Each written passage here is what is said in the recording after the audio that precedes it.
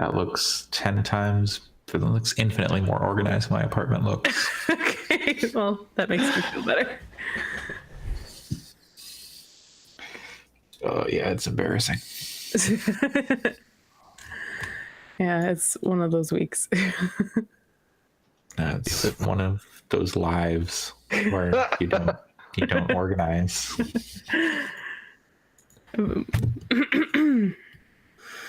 Yeah, I'm a mess this week. I'm gonna have no video games to talk about. Like, You got the most important video game to talk about.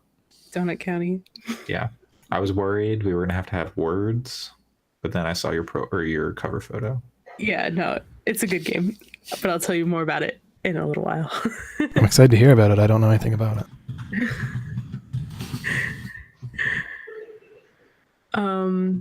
Actually, you know what? I'm gonna grab something to drink before we start. Are we started? Have we started? Are we live? No, don't worry. We're technically live, but we don't have to start right away. Okay. Hold on. You're good. This is a pre-show section. For Patreon subscribers only. Yep. If you're hearing this, you're subscribing to our Patreon, whether you realize it or not. At the $1,000 a day tier. If only. The only people who are watching right now are myself, Alex, and Allison. All right, I'm ready. Is there anything? Oh, no. We're not going to talk about that one. Good game. Oh, no, sorry. About it. Okay.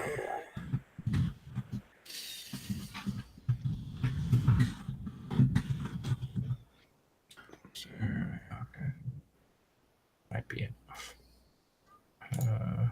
No. I'm not going to post as myself.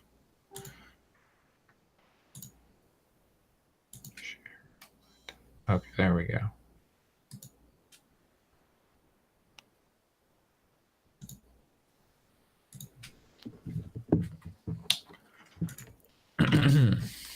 I thought you were drinking a PBR for a second. It's a Diet Coke. I wanted to drink today, and then I got sick. Beer is the best medicine. Disinfecting your throat. Uh-huh. Okay. Is everybody ready? Mm-hmm. Mm-hmm. I'm not.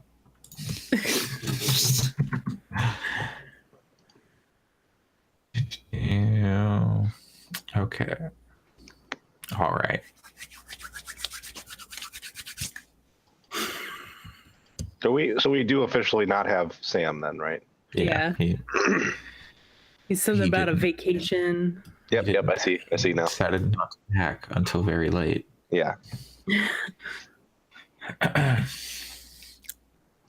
Hello and welcome to episode 9 or 39. Damn it. Of Gaming Fix. It's early. Episode 39 of Gaming Fix on September 29th, 2018. The podcast hosted by 5 friends from the internet on this episode. I am your host, Andre Cole, aka your girl's favorite chicken chaser. I am joined this week by Alex Galinas. If you throw a hat on me, I look a little bit like Pat. Allison. It was a Bowsette joke. Oh no, we can't hear Allison. Mulligan. Erica. You're wearing a hat, Alex. I know, I was making a bad Bowsette joke. Okay. Oh, I see. He is the co-host who looks like the sexy ghost. And I am the sexy ghost. No, not your turn. Wait your turn. Allison? Can you hear me now? Yes. Good. Okay, good. Thank you. I was making a joke about my Twitch username, and then nobody heard me, so that's that. Save the plugs for the end. That's why it didn't work. Yeah, that's true. That's true. And the stream just heard me and was like, no. and best boy and Bowsette fanboy, Pat. Sexy ghost. I don't know if I'd say that. I'll take Sexy Ghost and Sickest Boy. Oh. Well, Sick. yeah.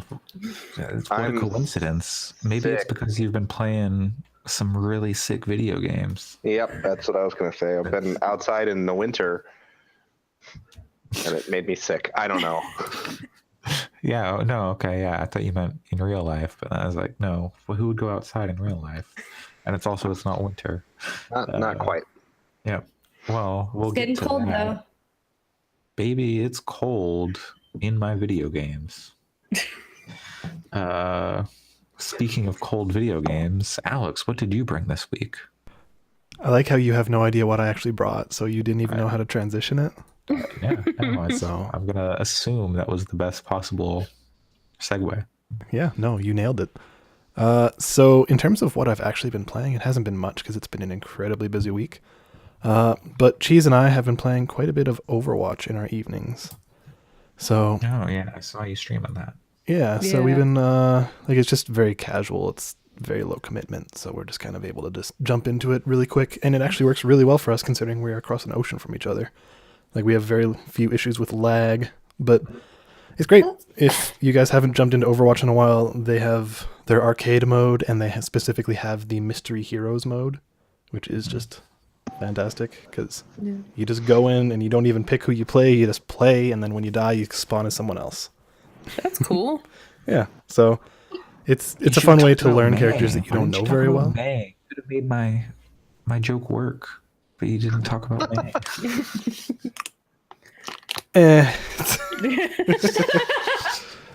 I see where you're Yeah, going, but yeah, no, that's about it. I installed Crosscode. Yeah. I haven't tried it yet. I intend to pick up the free trial of Game Pass next week to try out some Forza Horizon 4. But yeah, that's about it. It's been a really busy week. So if you guys want to talk about Overwatch, we can. But I think we all know what Overwatch who you is. playing as? I mean, we've been doing Mystery Heroes, so I'm playing as everyone. But Okay. the one that I instantly suicide as because I don't want to play as is whenever I get what's his name, the Grimdark guy, Reaper. Reaper. He's such a Reaper. I hate got- Reaper. His whole attitude is just the worst. I got accused of hacking once while playing as Reaper. And then the person rage quit, and I was like, "What? It's I didn't do anything special. I just went around behind the person and did my ult, and then I got accused of hacking." How much do you know about Overwatch lore? decent amount. He sucks less than he appears that he would. If It's you, true. Like in the lore, he's okay. I just don't like playing as him. That's fair.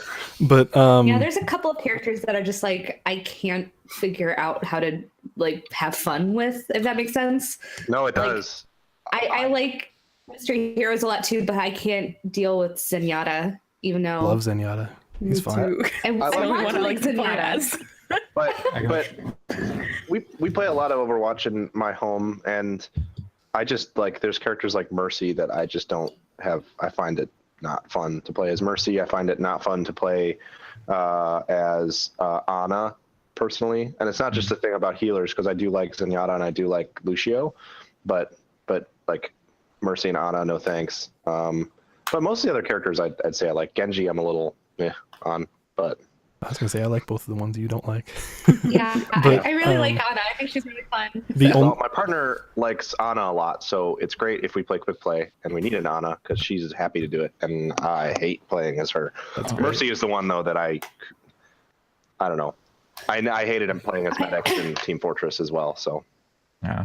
I'm on Mercy, but I bought that expensive Mercy skin, so I use her more than I probably would otherwise because I'm like, oh, I have the fancy pink skin, so I should use Mercy. I like that skin, and I like her as a character, and it was donations to a good cause too from buying the skin. So Yeah. I bought it as well. How is Hammond, the he's hamster? he's really interesting. Yeah, he's weird. Yeah, It's tough to learn. He's squishier than you would think because he's so giant.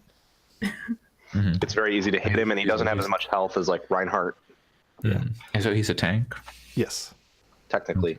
Yeah, but the one character I can't wrap my head around about how to use properly is Fisty Boy. Oh, Doomfist sucks. Doomfist has always sucked. It's true. Like, they had gotten Terry Crews to do his voice. Yeah, He'd be excited. But he's the meme is that Doomfist sucks, and it has been since he came out. yeah. Like- I can't find a way to be effective with him other than to You have uppercut, and then that's about it. Yeah, you have to play him as a fighting game character and view his stuff as combos, but it takes like super, super, super high level of play. If you watch like pro play and someone picks Doomfist, it's fun because they'll do like insane combos with him, but it doesn't happen in normal person matches. Yeah, we did a couple of ranked matches for what it's worth, competitive. We got our ranks. Cheska is silver, and I am on the edge of platinum. Nice. Aren't you fancy? Yeah, no, it's a good game. I still don't think I've reached level 50 or 100 or whatever it is, the top level. And then like prestiged. I haven't done that yet. Yeah. And I've had that game since launch. Yeah, me neither. I haven't played it pretty much since launch, honestly. I play it extremely sporadically, and I recently deleted it off of my PS4 because I needed space for Spider-Man. So I actually just got access to the PC version because of Humble Monthly. So I might try it on PC. Start all over. Yeah, I know. I'm like, I don't know if I want to start all over, but at the same time, I'm like, All those I skins that have you more don't space have. on my PC. It doesn't Yeah. matter really. I mean, the skins are cool, but Yeah, my husband played it for the first time since like 2016 today, this morning actually, with like one of his friends from high school, and he's just like yelling into the microphone the whole time, tell me what to do, because like he completely forgot how to do anything, I guess. It's very cute, it's very charming. Okay, well, there's your Overwatch update. Look forward to more of those when the Overwatch League comes back, whenever that. Beginning of next year? I don't even know. So then, Allison. preseason's in December. Okay. Well, we'll see what happens in December. Probably won't be much time for Overwatch talk. But Allison, what have you brought to share with the class? So I've been playing like kind of a lot of like a big hodgepodge of things this past week. Like I right after our Spider-Man podcast, I platinumed Spider-Man, which was I really did that last night. really well. I got to I was really worried about getting all the challenge tokens I needed to get to get all the suits, but then I inexplicably just like out of the blue got a gold on one, and I was like, well, okay, I think I'm gonna be fine. So because my plan was to go through get all the silver and then just go from there, and then I got a gold from I don't have to grind any of these, so that was good, and that was exciting. I also bought Crosscode, and I've played maybe an hour or two of it so far. It took me a little bit of time to get used to the combat, but it's fun. So once I realized, oh, this is just a twin stick shooter, I was like, okay, I can deal with this. So I don't really have any thoughts about it, but it seems cool so far. But the two games that I'm bringing, or as like my main games, are has anybody else tried the new Nintendo mobile game Dragalia Lost? I had not even heard of it, to be honest with you. Yeah, this is the first I'm hearing of it too. Oh, well, it is the new Nintendo mobile RPG, and it's very much a mobile game. I don't know how long I'm going to stick with it, because I pulled it up and I was like, and you see the multiple different types of currencies, the stamina bar of like, oh, you have to wait however long, or you can refill it. And then it's like pretty much a gacha game. So it's like, oh, you can like get new characters this way, which seems a little bit like, it's interesting that Nintendo, when they went for a gacha game, didn't go with like their main franchise characters at all. They just went with like a completely new IP. So that's actually the big thing that got me interested, was that this was just a completely new, unless there's some like, unless this is referencing some old game I've never heard of, this is like a completely new RPG. Yeah, it's a new thing. Yeah, I was like, I don't want to say 100%. And it's like, well, there was this NES game that was vaguely similar, but no. But the one thing that sets it apart and makes me kind of vaguely want to keep trying it is that it's really polished. And I mean, and because the art is a little, but it's all really gorgeous art. But more than anything, the music is really good. Like to the point where it might be up there for my choices, the favorite music of the year. Like it's it's all really great music. So it's like, on the one hand, I kind of want to keep going with it, but on the other hand, I just really wish that Nintendo put all this effort and all these assets into like a real game instead of a mobile game, because it's basically got all the same kind of mobile game bullshit that if you've played any of these kinds of mobile games, you know. So, and I don't have a lot of tolerance for that. There's very specific games that I can really get into on mobile, and it's not these types of games. So but I feel like the story could get interesting. It's kind of Fire Emblem-y. And the music is great, and I'm actually like, I've actively looked it up on YouTube and have like listened to it on its own because I like it so much. But it's but yeah, it's if you're not up for a mobile game that's extremely mobile game, you don't need to download it. It's just kind of like I went to download it and then I found out I had no more space on my phone. So is that for the best though? Probably. Like, I'd say it's better than Harry Potter, but it's still a mobile game. That's a real low bar. Real low bar. Well, I feel like Harry Potter, for being a Harry Potter mobile game, has a lot of jank to it, and like a lot of like, couldn't have made this look better. Like this seems like a really nice presentation, but it does take a lot of space, because even if you download it from the store, it needs like an extra gig of space that you download in addition to what you initially download off the store. Oh wow! So it's one of those big games, and I can easily see myself deleting it. But that music's damn good. So I wonder, because this is like developed by Cygames, who makes makes like they're a mobile developer. So I wonder if there are plans to like put this on the Switch. Like they've put with that Pokemon game, like the weird block Pokemon game. I don't remember what it's called. It was like it's a mobile game too. So I wonder if this is going to come out on Switch. And Final Fantasy 15 Pocket Edition. Yeah. Oh yeah, that's right. Yeah. So yeah, I bet this comes out on Switch eventually. So then it doesn't matter if you don't have room on your phone. Yeah, I bet it comes out on Switch. I do kind of wish that they made a real JRPG like this, but you know, maybe they do. We'll see. Maybe if it gets popular, then. Yeah, I don't know. It seems weird to make a gacha game out of a already popular franchise, but it's got cute characters, I guess. So it'll do bangers in the Japanese market because it's a gacha game with some nice art. Would you consider the Fire Emblem that came to phones kind of a gacha game as well? And totally. Oh yeah, that's totally a gacha game. Would you say this is better than that, Allison, if you played both? I didn't play very much of the Fire Emblem mobile. Like I only played a very, very little.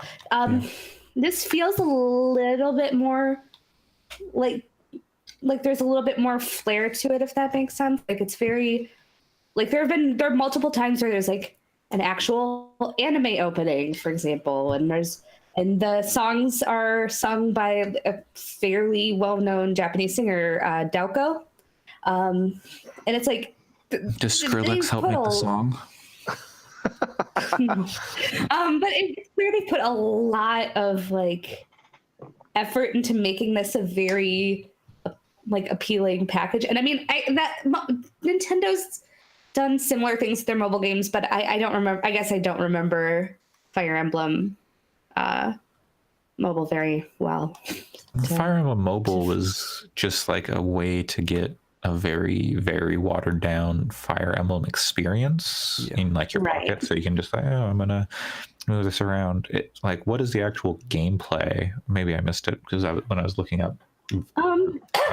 So there's so basically it's pretty simplified combat. So there's a couple of I feel like half the chapters so far, and maybe it's just because it's still pretty early on, are story focused that are pretty much just kind of visual novel, click through the story.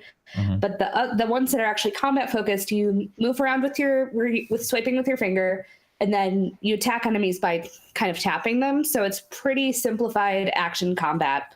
There's a little bit of minor strategy, like you can you have to like build your team based off of characters you found in the game, and also some of your gacha characters.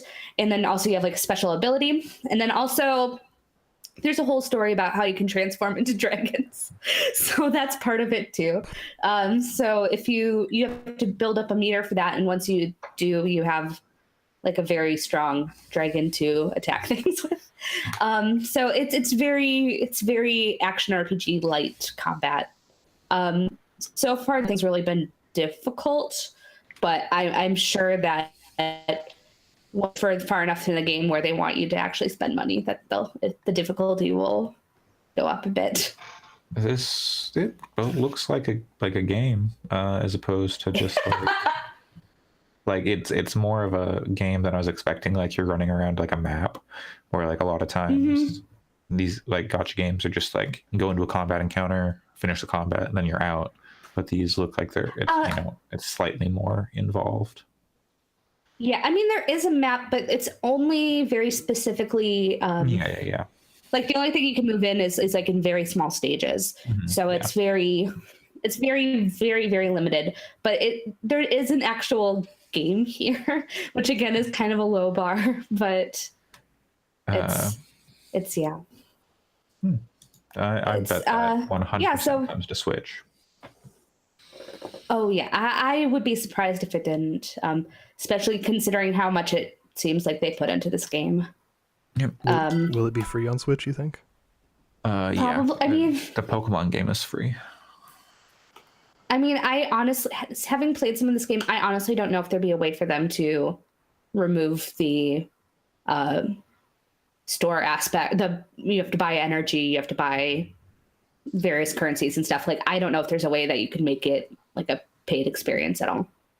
It'd be a weird experience. It's very, very, very free to play. So yeah, that's a big reason why I'm probably not going to stick around with it. I fell off Dragon Ball Legends. That was my gacha game of choice, and then I don't know. I stopped. I don't know. Like I want to know the story, but also, that's the thing. So much time. The story seems kind of cool in this too. Like it's kind of a little stereotypical so far, and it really reminds me a lot of Fire Emblem, where it's like you're the prince of this kingdom and you have to make a pact with the dragon. And you said they turn into dragons, so what if it's more like Legend of Dragoon? It's that there's also some sort of like, I don't know, it feels like a very kind of different, not quite Fire Emblem, but like kind of in that more Japanese take on like a Western European type thing. But it'd be sure nice if this was a good game. Granted, I can't really get into gacha games, so I can't really. So this might very well be a good gacha game, but as far as those go. But it's still a gacha game at the end of the day. At the end of the day, it really is. Like when you see, when you get past the prologue of the game, and you see all the like little meters of like, here's things you can buy, and here's the store, and you go, I'm almost like, oh, okay, here we go. Gotcha. Oh God. The other game that I've only put a couple of hours into, but I'm pretty interested in is Time Spinner. So this is I don't have a ton to talk about with it, but this is one of the many Metroidvanias that have come out this year. But it seemed pretty cool so far. It's because it's extremely like retro stylized, like to the point where if somebody told me, oh yeah, this was actually came out on the SNES, I'd be like, that kind of makes sense. But it's like 4.3. What the fuck? Yep. No, it has like a little has little sidebars on there. It is extremely going for that retro feel. So the story I haven't gotten too far in, but basically there's these time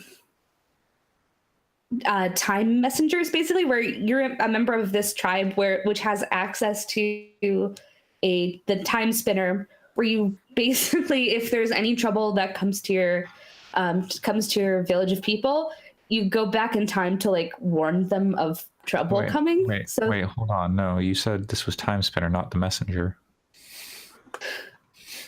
This is Soul Time Spinner. But stuff goes horribly awry so far. But there is that kind of time travel aspect, but that kind of manifests in the gameplay where you have one button that can stop time for a very, very limited amount of time. So you can use that to solve puzzles. Like, for example, I need to get across this gap. So you stop it as soon as an enemy is like halfway across the gap. So then you can jump on top of the enemy and go over. But it's one of those things where it's fun so far, and I'm excited to try and get further in it. But by being retro stylized, it also feels like it doesn't have a lot of the quality of life upgrades I might expect from a more modern Metroidvania. I feel like at least so far, the health items are so few and far between that it feels like kind of a constant battle of I'm kind of low on health. Should I use it now or should I wait until later? That becomes kind of a challenge. And also the save points are relatively few and far between. Like they're there, but a while ago I died because of the aforementioned health issues and had to go back a very far away to deal with it, which is a little bit annoying. And also this game's on PC, but it's also on PS4 and Vita. And so I thought, let's try the Vita version. And that is a little buggy. It kind of hitches sometimes during the combat, which makes it kind of not pleasant to play on Vita. So luckily, I was able to download it on PS4 through crossplay. So I'm playing it on PS4 now, but that was kind of a shame because I was thinking, this might be fun to play mobilely, but that version doesn't seem really ready yet, which is kind of a bummer. But yeah, so I think this really depends on how high your tolerance is for Metroidvanias, because it feels like such a classic one. So if you're kind of sick of them, which I know some people are, then it might not be for you. But if you're really into the genre, I definitely recommend giving it a shot. I actually know someone who made an enemy for this game, which surprised me. Oh, nifty. The enemy design is actually pretty cool. They made a dog. So if you see a dog, then you'll know my friend made that. Sounds good. There's also some details that are really fun, like you can go to an item shop, which is basically a crow that's collected shiny things, and just like little charming details like that. Where I'm like, okay, this game's pretty fun, and they're pretty solid. So, especially if you like games, so I'm excited to give it a little bit more time. That was not meant to be a pun, by the way. Oh, wow. Well, because of that, I'm gonna have to send a donut over onto your house to punish you for that. So Wait. In the chat, you were talking about Persona 3 spoilers. Did you finish Persona 3? I am not quite done. I have 8 days till the final boss. So, or what I'm assuming is the final boss, because if it wasn't, I would be extremely surprised. But so the reason I was asking about that is because it's getting very close to the end. So I was wondering how cool it'd be to talk about Persona spoilers. But man, the end of this game feels very, very apt for the time we're in, I guess, especially with the week that we've been having, like politically. Just the idea of being against a force that you don't know if you can necessarily beat, but you're sure as hell gonna try, and that's been really fun. So I might have a little bit more to update, hopefully next week, if I can beat this final boss. I'm not sure if I need to do any grinding or anything to get to it, because they keep telling us like this is an impossible boss to beat. I'm like, to what end is this impossible? So, but hopefully I'll have more to update once I actually beat the thing. Cool. Well, once again, I'm going to try this. Your time joke. I have to send a donut over to your place, but I don't have my tablet. So Erica, could you direct a donut to Allison's home? I hate this. Yeah, I guess. Andre. Anyway. Way worse than Sam's segues. What? No, yeah. Topical. We gotta message Sam, say we need him back. Anyway, Donut County, I finished it today. Okay? It's like a 2-hour game. It's a 2-hour game that I spent like 4 weeks playing. So, that's pretty funny. Yeah. It's cute. It's really cute. It's not my favorite game, but it's very cute. You changed your Facebook cover photo to the load screen. It's not my favorite game, but I do like it a lot. Your second favorite game. It's not my favorite game, or second favorite game, or third or fourth. It's probably like my 5th favorite game this year. Yeah, like I could see it making my top 10. I don't know. That wasn't a serious statement. How many missed games are there out, Erica? 5 and 6. 6-ish. Okay, so it's your seventh. It's your 7th favorite game. Yeah.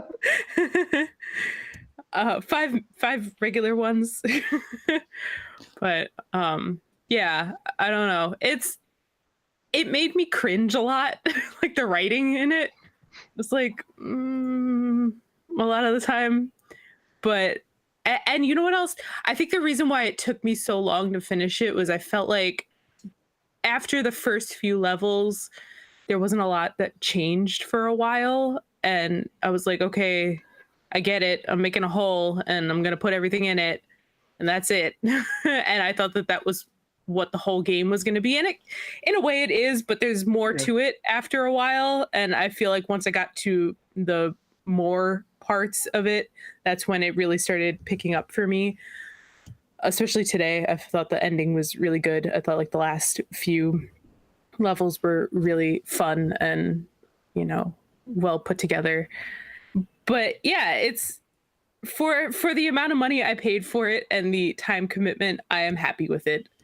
I expect it to make my top 10 list. I just don't think it's going to be in the first half of the top 10. You played it on phone, correct? Yes, I played it on like my old iPhone and it runs fine on it.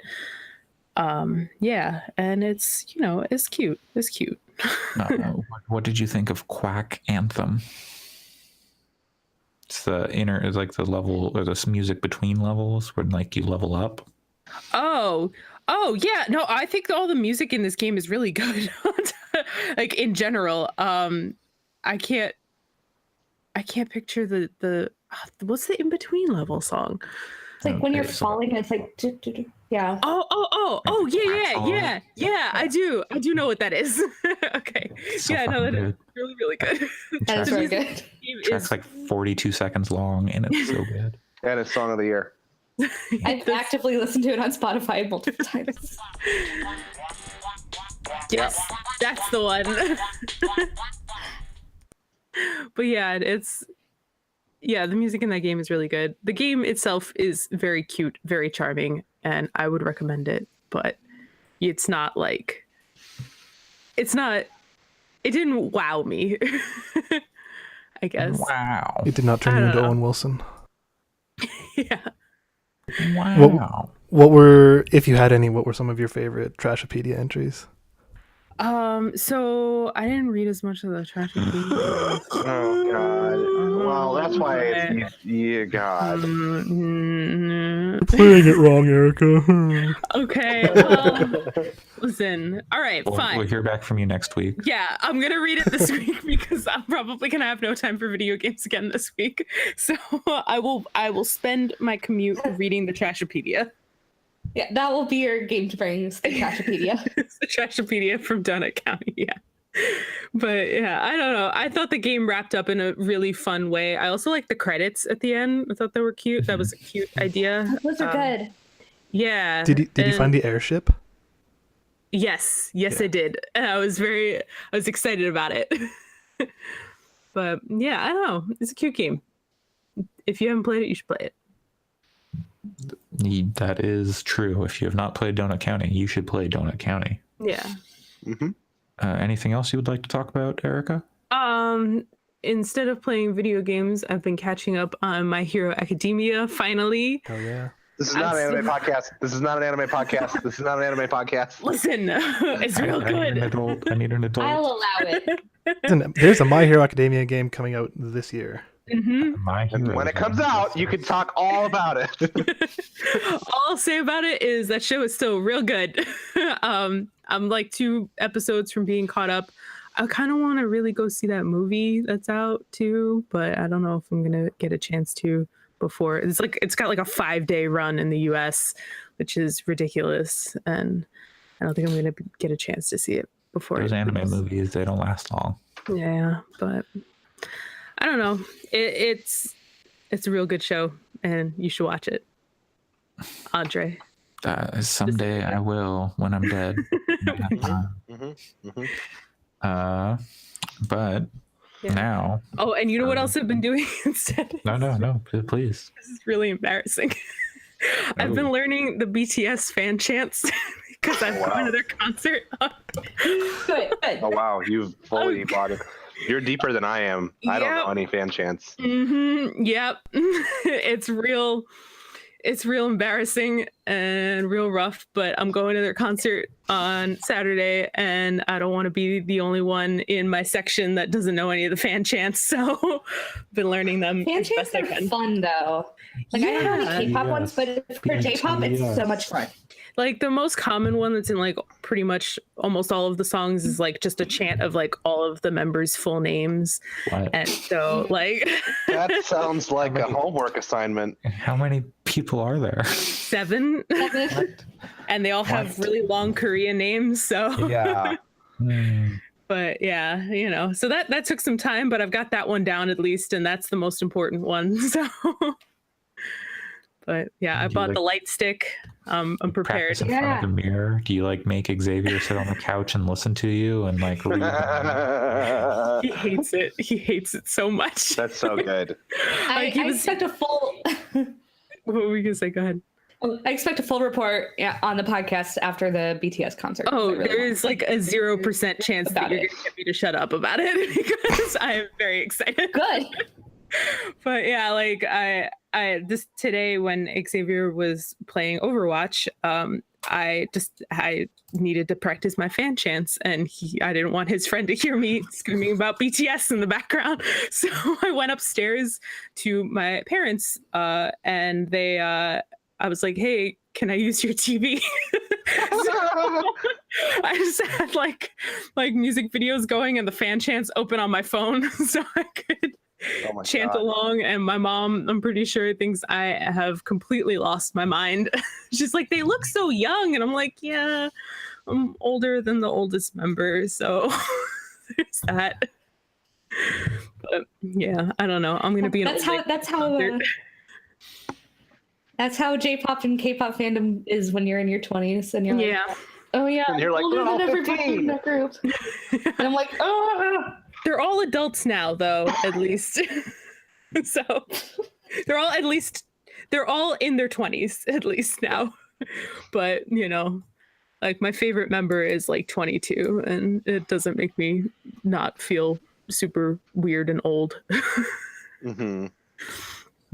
Well, that actually gave me a great segue into my game because there's lots of idols and old people who are really into J-pop idols in Yakuza 6.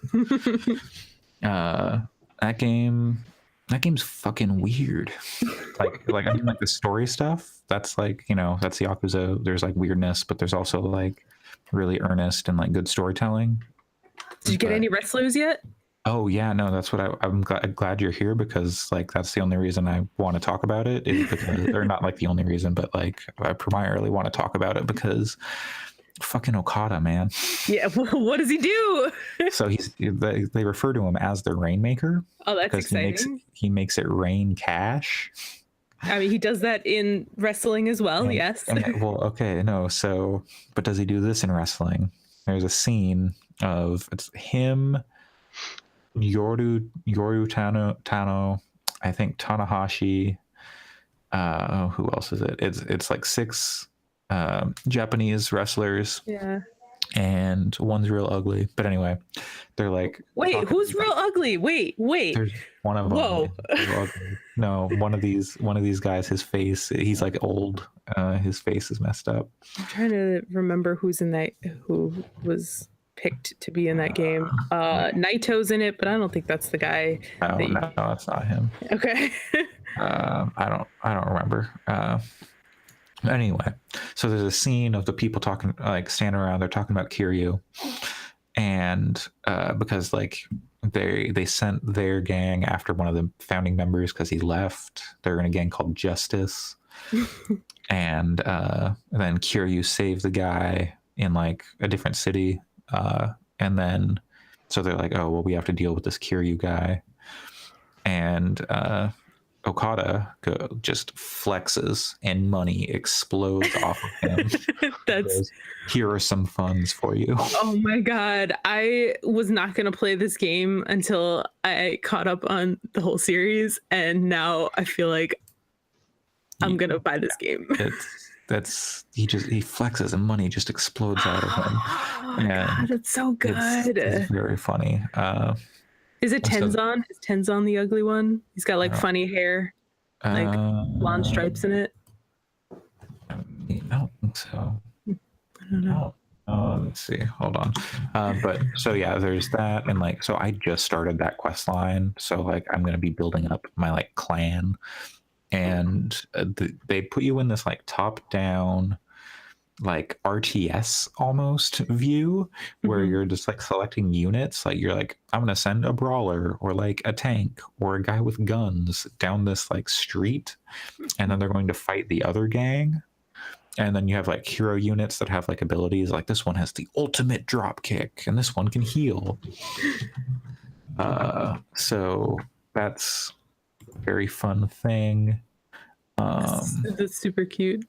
Yeah, and then there's also like a baseball mini game, which is like weird. Like you're managing a baseball team. Oh, okay. Here are the list of characters in Justice: Kazuchika Okada, Toru Yano, Hiroyoshi Tenzan, Satoshi Kojima, Tetsuya Naito, and Hiroshi Tanahashi. And I want to know who's the ugly one. Kojima? It might be. I guess maybe it is Tenzan. All right. And then Kojima, his nose is weird, but Kojima's gimmick is just that he loves bread, and I will defend Kojima to the death. Like that's isn't it. I think he's just got the weird gimmick. Nose thing, but I think in the game, like in like the in-game model, not like the cutscene model, Tenzan's face is just like not good. Yeah, there's also this other guy Kome, but I don't think he's a wrestler, and he doesn't have a TV tropes page, so I don't know. But yeah, the baseball mini game, like you get new players for your baseball team by like doing side quests, or like you find them on the street, and then they're like, "Oh, go buy me some booze, and I'll join your baseball team," or like bring me a bento or whatever, and I'll join your baseball team. Go give me some protein powder from this gym that's not in our city. Just very Yakuza stuff. Also, there is a baby in that game. The baby is central to the story, and at one point, it's like some Does points. the baby fight? No, not yet. Not yet. I will say. Not yet. But he might. He might fight. But there are scenes where like you're like, oh, the baby's upset, and I have to like calm him down. And then so you go into first person view of Kiryu holding this baby, and then you have to move the controller side to side or up and down or like push up on the sticks or like use the touchpad, and it like you swing him side to side or like up and down, or like you lift him up in the air or you rub his head. All right, it's back in consideration. That's pretty You're awesome. not shaking them. You're just like, oh, we're gonna we'll have fun, and like I'm gonna soothe you by rocking you. Shaking you. Jeez. You shake the controller, but if you shake it too hard, it didn't work. It didn't work if you shake the controller too hard. I thought Yakuza was a realistic, gritty crime drama, not some fucking 90s action comedy. Oh, no, you didn't play Yakuza 0 then. I'm kidding. That was sarcasm. Yeah. It's like Kiryu, he wants out of the game. It's like, but like he keeps getting pulled back in. The story is it's like a very personal story in this one, at least so far. We'll see where things go. I'm like so I've gotten like some like minor reveals, and then I think I'm about to get like a big reveal. I got the thing like, okay, I can go meet this person and they'll tell me something. So I'm looking forward to that. And the side quests are still wacky. Like some people fell down some stairs and pretended they switched bodies because they're like from different classes, like social classes, not like school classes. And so like, oh, I'm the rich girl, but I'm like the punk boyfriend in the rich girl's body, and you have to let us love each other because our bodies changed. Like, no, we faked it. And then one girl traveled through she time leapt, so she put her consciousness from the future in her past body, and it's just this game's crazy. On a scale of 1 to 10, how Dream Daddy is Kiryu? 11. That's the right answer. Kiryu doesn't fuck. He is perfect. Still Dream Daddy. Number one Dream Daddy. Everyone calls him Grandpa, and I'm like, Kiryu looks fucking good as hell. It's all these like old ass ugly motherfuckers who are like, oh, hey, what's up with Grandpa here? Like, Kiryu looks half your age. Anyway, Yakuza 6 is very good so far, and I look forward to playing it. There are callbacks to like Yakuza 0 that I've seen, so that I'm glad I played that at least. But yeah, people should play that game. Speaking of other games people should play, Pat, what game should people play? Oh. Hello. Hi. Sorry. Hi. I played a few different games. Before I get to the one that I have the most to say about, I guess I'll say I played some FIFA 19. I said games people should play. So FIFA 19, I played some of the PC version through Origin Access Premier. It's a pretty good. The part where it's a soccer game is very good.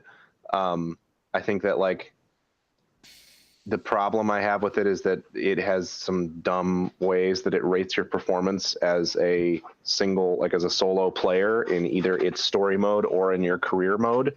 It's a little better in career mode, but the story mode is like, I liked Longshot, the first Madden story, a fair bit. I hadn't played any of the FIFA stories despite playing those games a bit every year. The story in FIFA 19 is very, you don't have to have played the previous ones because the characters are pretty understandable. Like where they're at in their careers, they give you a like last time on the journey, which is what they call it. And it's fine. It's that game's story jumps around a lot. There are 3 primary characters that you play as, and they're all related. So like there's Alex Hunter. Well, I guess they're not all familial related, but there's Alex Hunter, who's this pro footballer playing for a UEFA European team So like for me, I put him on Paris Saint-Germain because that's the only team that you were given as an option that I like. There's this guy Danny who's like his friend that's sort of washed up and is playing on a Premier League team. But you can still have him like play on Arsenal, which doesn't make a lot of sense to me because he can still like start for a team like Arsenal or Man U, which is a little odd, but whatever. And then there's Kim Hunter, who is Alex's half sister, who's American, who's trying to make it on the U.S. women's national team. And at first I was pretty excited because I was like, oh, those are 3 stories that sound interesting and fun. But the way they jump around and cut from thing to thing so much, they'll have this like emotional conversation about Alex like getting a new agent or something and basically leaving his old agent in the dust. And then it very quickly just like hits the menu and is like, all right, time to do your training drills. So you'll sit through like 5 to 10 minutes of cutscene and then it'll go right into going to practice. And then you do these practice drills that are better than the ones in Madden's long shot, but that don't give anything to the narrative. And then you go play like a game and you have to play well in your position, but that's kind of hard to do because they don't really tell you how to do it. They just kind of like dock you points when you're out of position or whatever. And like, if you miss a pass, you can basically spend like the first half of the game getting your rating up from a 6.5 to a 7.5 by hitting passes. And like, if you didn't have the shot to score, it can, by being a support player, it can take the whole half to get your rating up. And then the second half will start and the camera will be at one end of the field and you're technically out of position, even though you can't see the positioning arrow because the camera is not on you. And then you'll lose like a full point over a few seconds for being out of position. It sucks. Like it's so frustrating. And there's no like easy way to restart matches. So you're basically kind of screwed with whatever performance you put in, which if it worked better, I wouldn't have a problem with that. But I don't know. It's frustrating.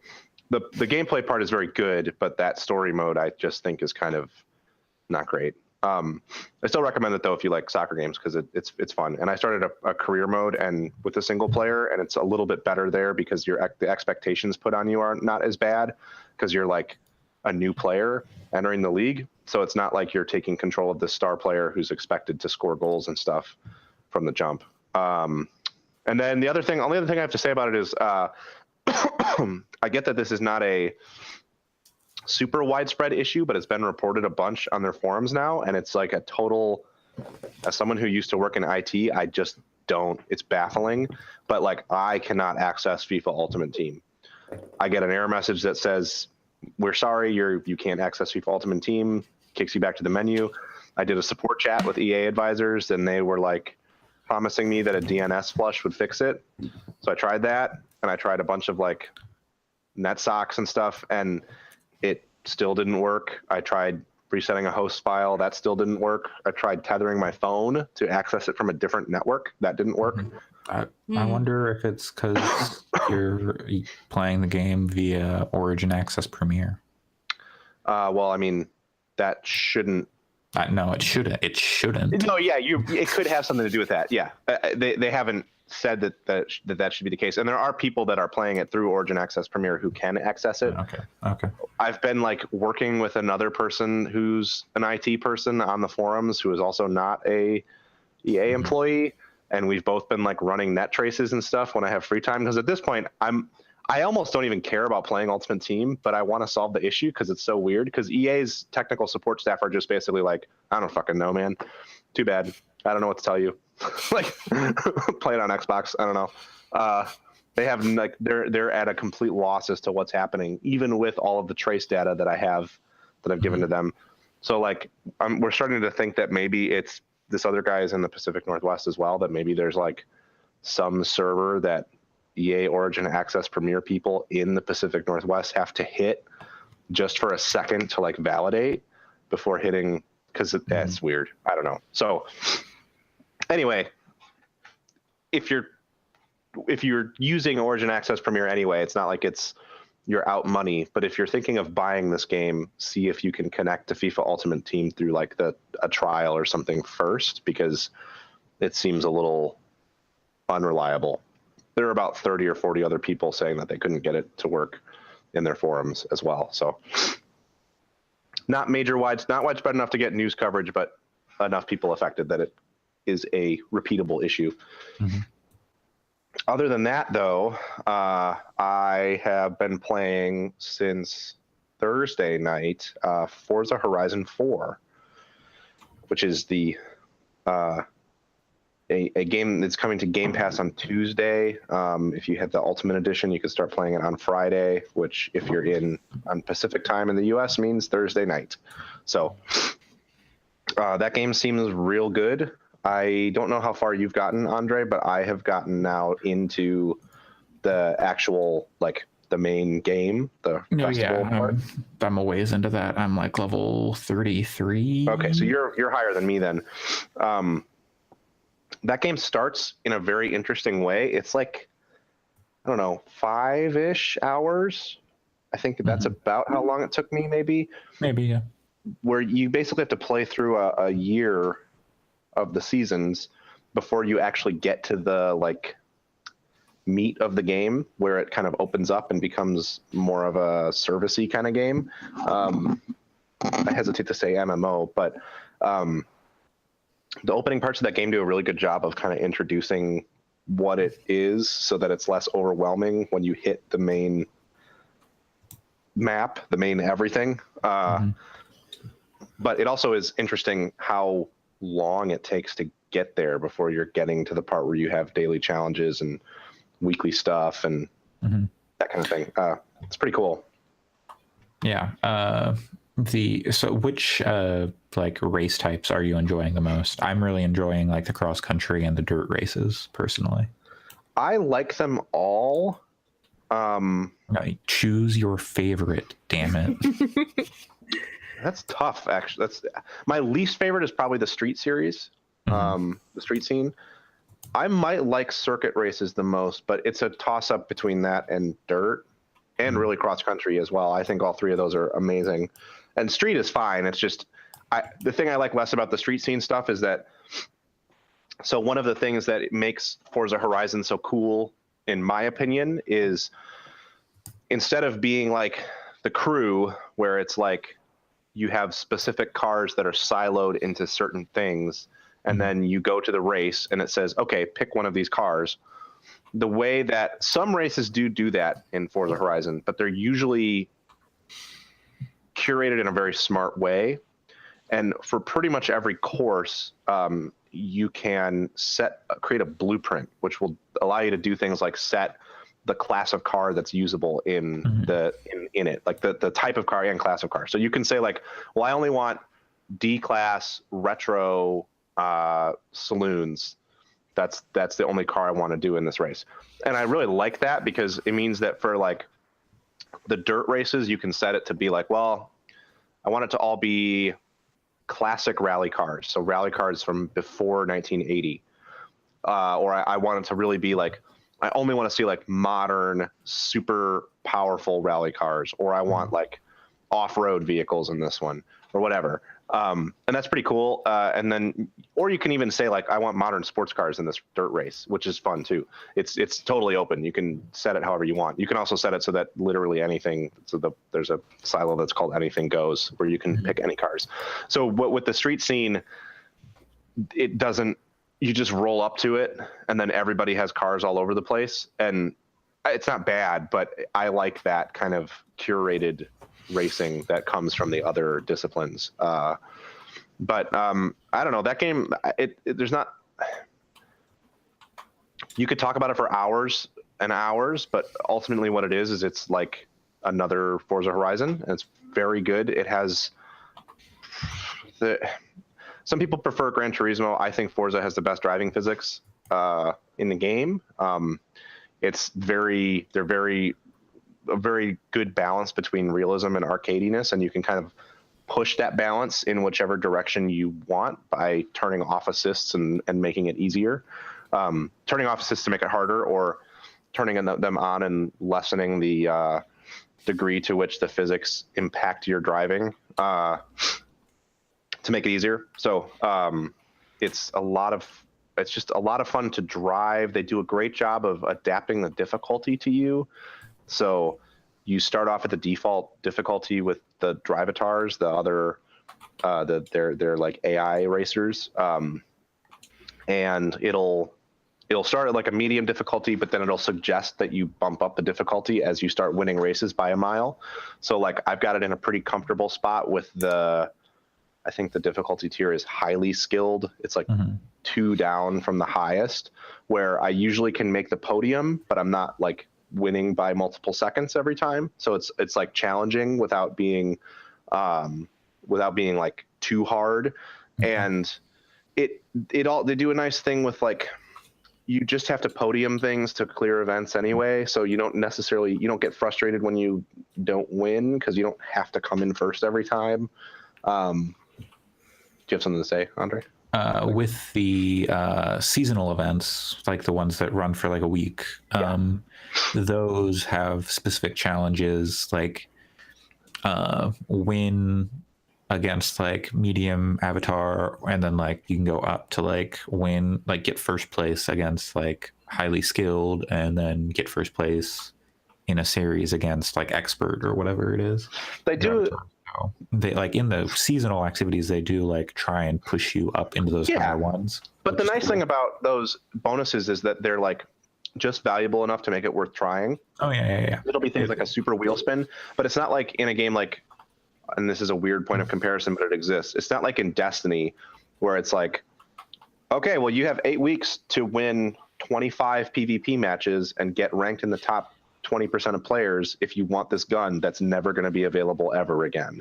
Yeah. Like that feels so brutal, whereas this is more like, if you can podium on expert difficulty, then you get a wheel spin. So I like that a lot. Yeah. Have you done any of like the online cooperative challenge stuff? I tried it because I saw you get a little notification that someone's like trying to start one up.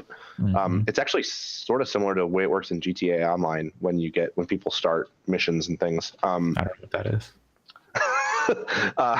But you just get this little like, you hit left bumper and it'll pop up and say like, oh, so-and-so is trying to start this challenge. Do you want to join? And you can hit join. The cooperative story stuff, and I use the term story very lightly. There's stuntman driving stuff. There's a car rental story thing. This is not a game for narrative. Don't come into those expecting any kind of story, really. They just call them story challenges because they have recurring characters. But the characters, aside from saying quirky things sometimes, there's no narrative at all. Anyway, those seem kind of dumb in co-op because it was just like, everyone was in the rental car driving. It's like the story behind that one is you're like driving super fast rental cars to people. Everyone was in a Lamborghini driving from point A to point B. Oh, I wish Sam was here, because the Lamborghini one, at least the one I did, was called Cheeky Lambos. Well, more on that in a second. But in general, I think the story stuff is probably the weakest stuff in that game. The stuntman challenges are very bleh. I played one earlier that I did manage a 3-star where you have to drive around and destroy this village and get a skill multiplier. And with how finicky the skill multipliers are, that system is great when you're free driving and you're just having fun. But when the mission relies on it, it sucks. There is a really good stunt driver one. It might be it's where you're driving like alongside a lake in like a rally car. It's so good. Okay, cool. I look forward to that. The only time I've gotten frustrated with the game so far is that skill chain one. And I ended up trying like 10 or 15 times, and then like the 16th time I destroyed it. And it wasn't even that I was having trouble hitting the minimum to get 1 star, but I really wanted to get 3 stars before I put it down. And that was a couple of those where I've got like one where you have to jump across like a waterfall, and I can only get 2 stars, and I don't know why. That's weird. Yeah, I had no trouble with that. First try, I got 3 stars on that one. That's kind of my point, is that some of those objectives are a little finicky, and I think that they are... It's fine. It's whatever. I don't think they detract much because you don't even have to do them. You can totally ignore them, and they're not even... And there's like the thing that I think is the wildest about this game is that there is so much stuff in it. Like Forza Horizon 3 had a lot of stuff to do. This game is like, I mean, it seems like you could play it for hundreds and hundreds of hours. It feels like a car MMO when you're driving around in it, because there's just like dozens upon dozens of different events to do. And then on top of that, like there's dailies that are tied. Right, yeah. There's the hourly Forzathon stuff that's like Burnout Paradise's multiplayer, where you're like trying to jump over things or, you know, hit a speed trap at the highest speed or whatever. I haven't actually done any of those yet. No, I haven't either. Then there's the weekly challenges, which are really cool. The weekly one for this week is to take a retro hot hatch. So I happen to have a Ford Escort, like a 90s or 80s turbo Escort. So you have to figure out how to get it up to 200 miles an hour, basically, which through rebuilding the engine and doing a ton of upgrading to it, I was able to get it into it being an S-Class, this like this Ford Escort that can now go 200 miles an hour. And then I had to find a stretch of road long enough to top it out that was also slightly downhill, because even with all of the upgrades, it still needed a slight incline to be able to hit 200 miles an hour. And then I just like repeated that over and over again and finally was able to finish it. But that challenge has like, those challenges have like multiple parts. So the first part of that was to own a retro hot hatch. The second part was to get 25 ultimate speed, points in the skill chain. So I did that, and now I need to win street races with it, I think, and then eventually I'll have to do a danger sign, one of their like stunt jumps. I'll have to do 3 stars on that, and that stuff is cool, and that's a weekly. And then you have dailies, and then there's the Forzathon stuff that's hourly, and then on top of all of that, that's not really even tied to the seasons. It lines up, the weeklies line up with the season change, but there's also a set of races that are specifically for the season that it is right now. And I think for some of them, what they're doing is they're taking, so like right now it's summer, that's the season that it starts as, and there's a cross-country championship series that you have to be in a buggy to race in. And I'm pretty sure that that is the kind of thing where the next time summer rolls around, that champion series could come up again, but it won't necessarily be buggies. It might be a different kind of car. So it seems like it's not wholly unique content every single week, but that they're doing stuff to kind of make each week fresh with this time everyone is going to do this with this kind of car. And then because for every event type, the story stuff you can only do solo or co-op, like Andre was saying, but for all of the races, you can have them as solo with drivatars, co-op where you're racing with other people, but it doesn't matter which player wins as long as somebody podiums, and then PvP where you're racing against other cars, and then also a rivals mode, which I think is where it's checking your time against another driver somewhere and saying whether or not you did better than them, and you move up or down on a leaderboard depending on that. So like every single thing in the game can be multiplayer if you want it to be. So I don't know. And then on top of all that, there's like lots of just fun British stuff in it, which is really fun for those of us that have an interest in British culture but are not there. Cheeky Nando's. Yeah, I would love to hear Sam's take on this, because I'm very curious. Since Playground is based in the UK, I imagine that it's more accurate than just silly. But there's things like there's a barn find car. Does anybody here watch Top Gear? In the past. Or have. So I haven't watched it in a long time, but many years ago. But there was an episode where they drove this itty bitty little car around in downtown London, and you can drive it like or whatever. Yeah, you could like drive it. They drove it like inside around the Top Gear offices and stuff. Yeah. Okay. Yeah. So like that car is in the game as a barn find. You're never gonna race that car. I've never found that, but okay. It's like the size of a baby stroller. It's like this itty bitty little like computer chair with a steering wheel and pedals and then a frame built around it. It doesn't even have a speedometer on the inside.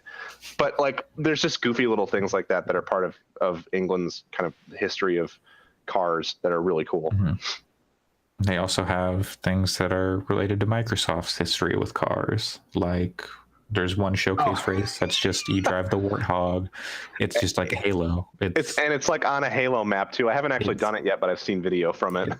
It's on the regular map, but because like Cortana's talking about like, oh, what's that? It's like a fortification. It hasn't been used in hundreds of years as you drive like past a castle. That's funny. But it's like it's got like there's a pelican flying above you, and there's like all the like Covenant like shield things that are on the ground. And I saw something where like the skybox turns into the skybox changes, but like you're still on the same. That's map. funny. Yeah. There's some very goofy, fun stuff like that. The showcase races are whatever.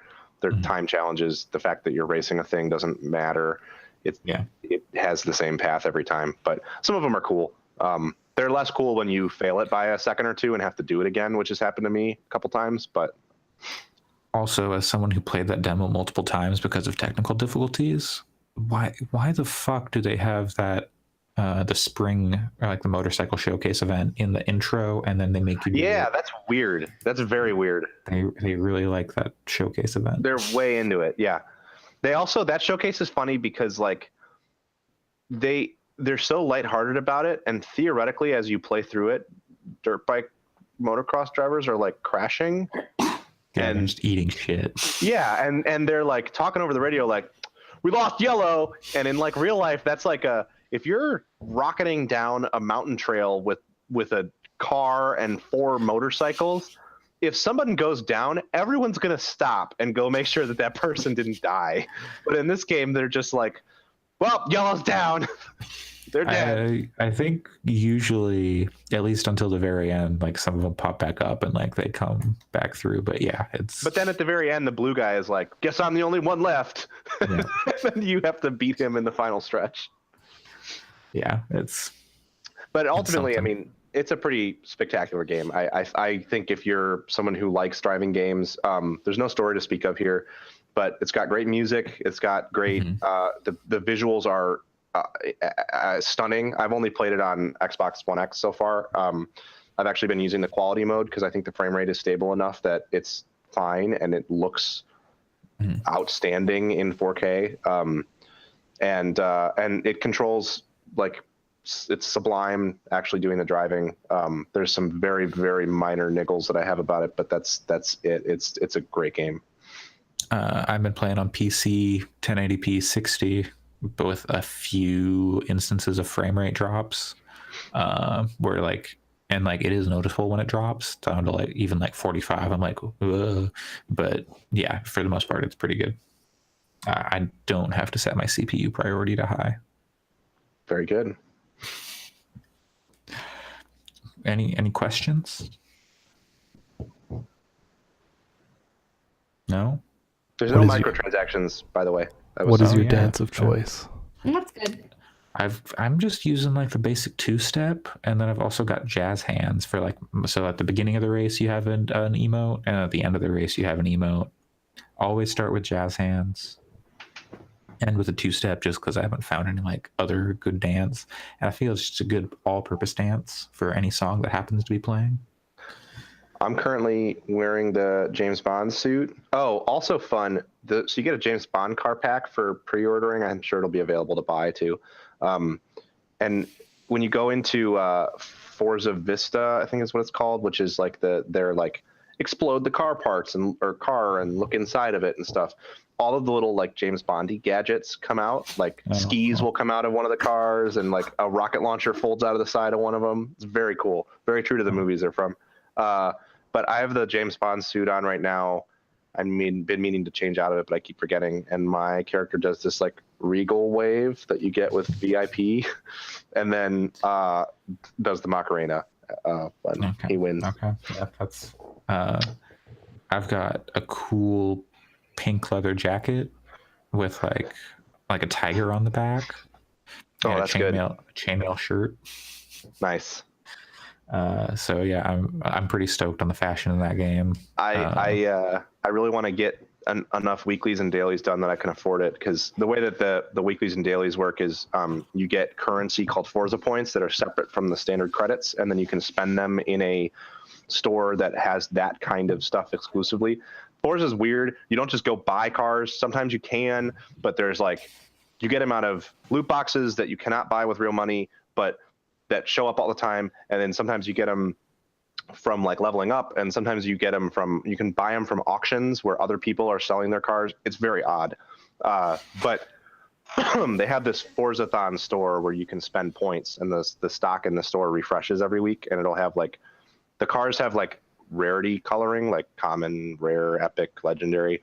So it'll have like an epic in there and a common car you can buy, and then it'll also have some cosmetic items. So anyway, I very much want to go buy the legendary horn, which is the Sea of Thieves theme, because that sounds really irritating, and then I'm just going to play PvP match races and honk the whole time.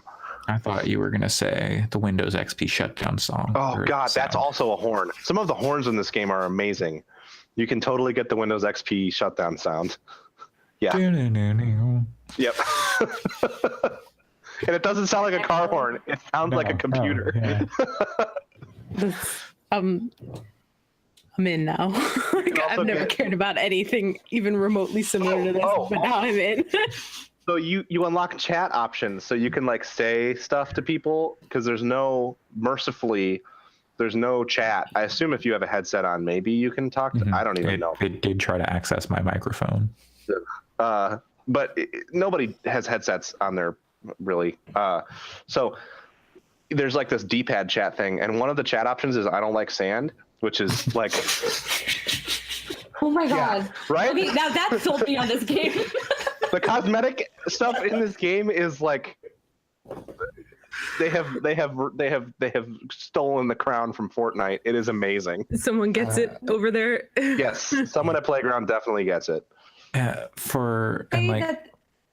Community developed cosmetic stuff, the skins, like some of the skins are so good. Yep. Like, but they're also kind of a problem for me, because if there's not like a stupid anime lady on a car, I don't want to drive it. So I have to look at every car and go, okay, is there an anime lady? You just got to learn to make your own stupid anime lady skins. Yeah, I do. Or I'd take Gundam too, any anime, but like anime ladies is like, there are a lot of anime lady skins in Forza games. I believe that it pulls skins from previous Forza games too. Maybe that might explain why why it's so popular already. Yeah, but I think a lot of those cars have been in other games. So yeah. I wish it was easier to make. Like, I wish I could like import a PNG and like apply things that way, but you have to like use the basic shapes in the editor and like scale them and do all this. I have no idea how people make those insane skins. They have a lot of shapes.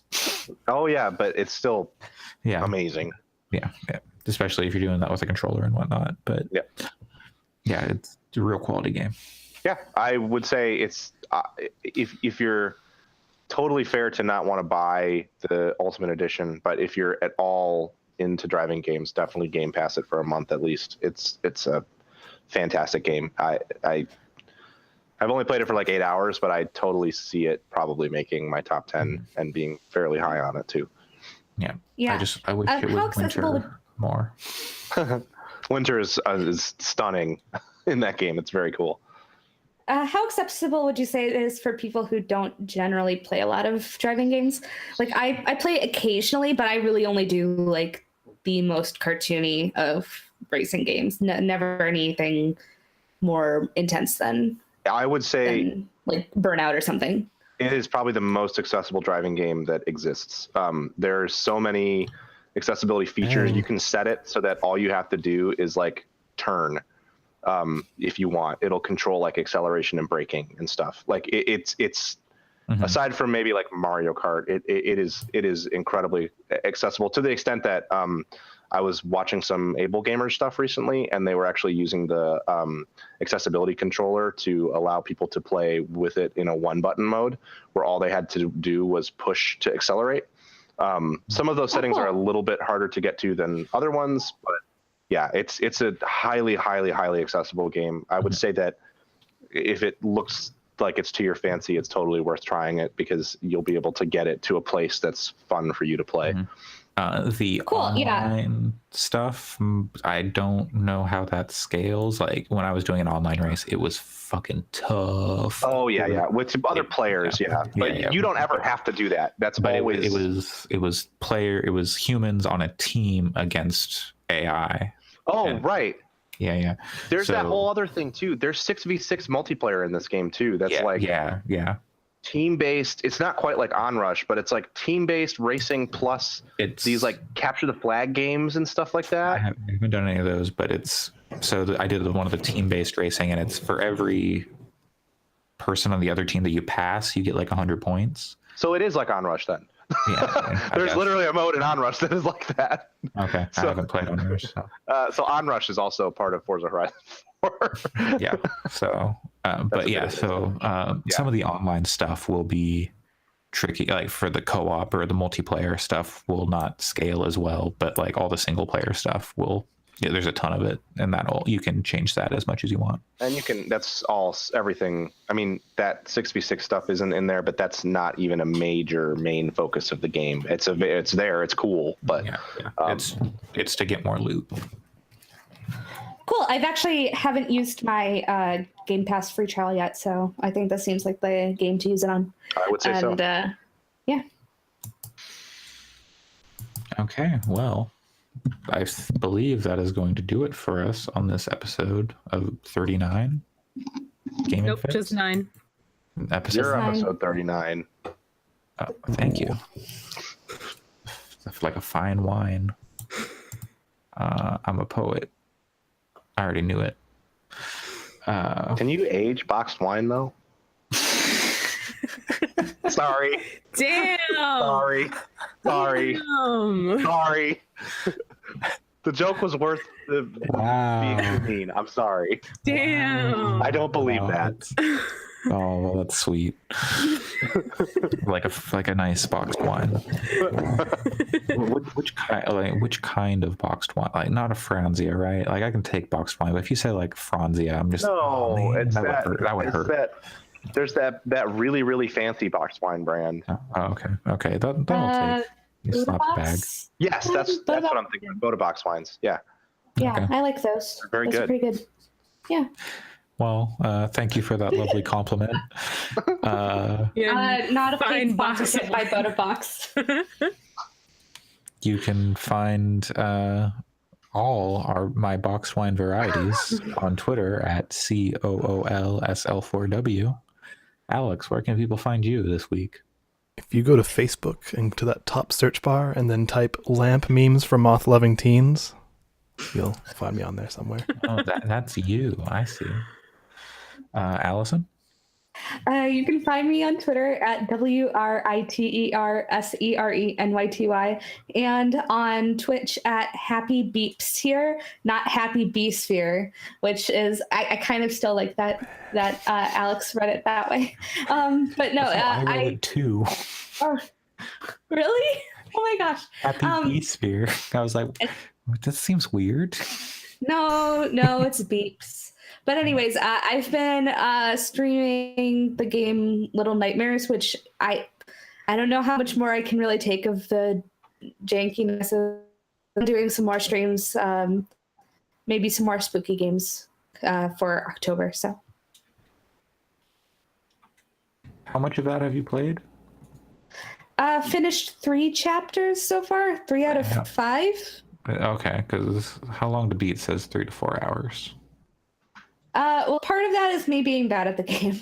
But no, I streamed it mostly like I've played maybe 4 hours of it, so I have a slower pace, but still not horrible. Mm-hmm. It's also I've played just around 4 hours of it, and it is and some of the gameplay is a little janky, as Alex can tell you, who's watched my stream a couple times, and it's been like I'm trying to jump and grab things at the same time, and it's impossible. But I do kind of want to finish it because I'm more than halfway. So yeah, that'd be good. You've put that much time in. You might as well try. Erica, Yeah. Where can people find you? You can find me at City Field next week, so I won't be here because I'll be doing some Ew. BTS chants, hopefully, if I can remember them. Can you give us a taste? Oh, God, please don't make me do that. We can't make you do anything. Oh, God. It was We a can't play a request. BTS song on, so I don't know if it's really without the BTS music. Yeah. Alex can make it happen. I believe. Oh, God, please don't make me do that. No. Like our reflex, she'll just start doing it if we play this song. But other than that, you could probably see my BTS pictures on Instagram at Erica, AIREHCUH, also the same handle on Twitter, and my other podcast, Tempered Expectations, which we've recorded 2 episodes for and have not uploaded either. I feel like last time you talked about it, you said you had recorded 2 episodes and not talked about them either. Yep, still Or haven't not- uploaded those. Yeah, that's Still the same too. Wow. Mm-hmm. Okay, and best boy Pat, where can people find you? You can find me recovering from my illness at JesterPC on Twitter and at gamingconfidence.com. Okay. You can find me, once again, cruising the countryside in England, just doing sick donuts in the fields, tearing up this guy's cabbages. We got to find Sam. Yeah, we do. Maybe while he's camping, we can go say hi. Oh, right, yeah. I'm sure we can Donuts around find his campsite. Yeah, just drive a Focus RS through his campsite. Take a Lambo. But yeah, okay, that's gonna do it for us. Thanks for joining us, and goodbye, everybody. Pleasure talking to you. Yeah. Bye. Bye. Bye.